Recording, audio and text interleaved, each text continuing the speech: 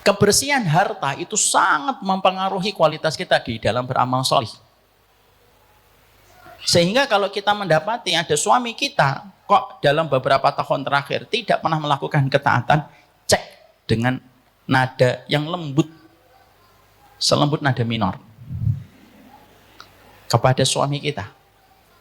Bang, maaf sekali, abangku, cintaku, semesta mungilku. Ada enggak yang nyangkut dan nyempil pada rezeki yang kamu berikan kepadaku yang aku tidak ketahui? Karena apa? Karena tidaklah harta itu ketika sudah diambil dengan cara yang haram, kecuali, kita belajar dari ayat ini, yang pertama kali rusak, amal soleh. Makanya sampai akhirnya sebagian para ulama juga mengatakan, kalau sampai terjadinya zina, itu pasti karena nyempil harta yang haram. Kalau akhirnya kita memiliki anak, sudah besar, begitu sulit kita kondisikan untuk menutup auratnya, maka tidak ada yang kita bisa lakukan kecuali mengevaluasi kita, bukan menyudutkan anak kita. Memang betul anak kita yang salah ketika dia tidak menutup aurat, tapi pertanyaannya, sudah berapa lama kita membangun fondasi untuk anak sampai dia bisa menutup aurat dengan benar? Ini yang pertama.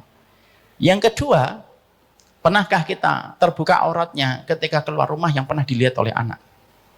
Yang ketiga, jangan-jangan bapaknya suka ganjen ketika sama perempuan yang tidak menutup aurat dengan benar. Yang keempat, bisa jadi ada harta yang berjalan ketika tidak sesuai dengan apa yang Allah perintahkan, tercampurlah itu harta yang halal dengan tercampur yang haram kecuali menjadi racun. Racun itulah yang menjadi buah dan menjadi daging-daging liar di dalam tubuhnya manusia, yang mana daging liar itu menolak setiap perintah ketaatan.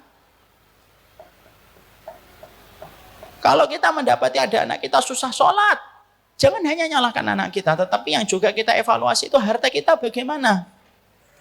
Karena semuanya itu tergantung kepada makanan yang kita ambil dan kita konsumsi, itu mempengaruhi wa'malu sholihah.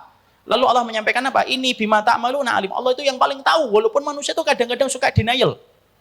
Manusia itu kadang-kadang suka nolak. Saya enggak kok bersih semua harta saya. Allah yang paling tahu harta kamu itu bersih atau enggak bersih.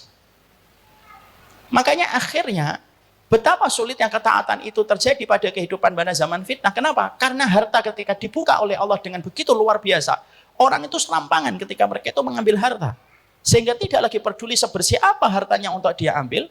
Lalu ketika dia tidak memiliki screening di dalam mengambil harta, pertama kali yang pasti rusak itu pasti kehidupan keluarga dan kehidupan anak.